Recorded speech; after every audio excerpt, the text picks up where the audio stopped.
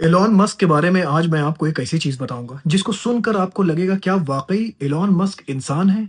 या फिर कोई एलियन? या फिर कोई ऐसा शख़्स जो पास्ट से फ्यूचर में आया है? एक German scientist Wernher von Braun ने 1948 में एक किताब लिखी थी, जिसमें उन्होंने बताया था कि इंसान अब मार्स पर पहुँच चुका है और वो वहाँ पर अपनी कॉलोनी सेट कर रहा है और अब इंसान अर्थ पर नहीं रहता है।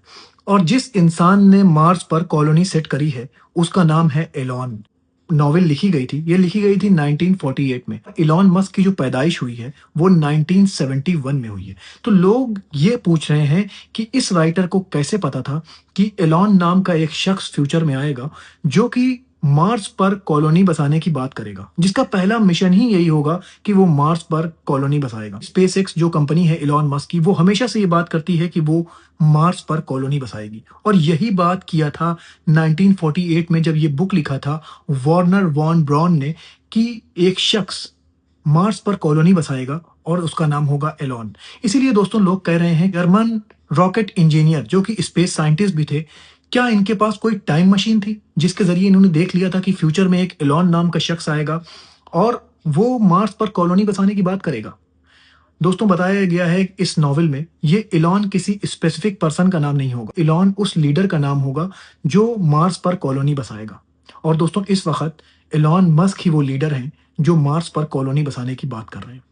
दोस्तों इन लोगों ने क्या-क्या चीजें अचीव कर ली हैं इस दुनिया में, अभी हम और आप वो चीज सोच भी नहीं सकते हैं।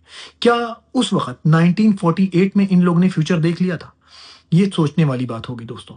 इस जर्मन रॉकेट इंजीनियर और स्पेस साइंटिस्ट ने 2 किताबें लिखी थी। पहली किताब का नाम था प्रोजेक्ट मार्स, जिसमें इसने मार्स पर जाने की सारी बात बताई थी। दूसरी जो किताब इन्होंने लिखी थी द मार्स प्रोजेक्ट, इसमें बताया था कि कॉलोनी सेट करने के लिए क्या-क्या चीज़ें करनी पड़ेंगी। बहुत डिटेल में सारी चीज़ें लिखी थी और वही चीज़ आज एलॉन मस्क फॉलो कर रहे हैं।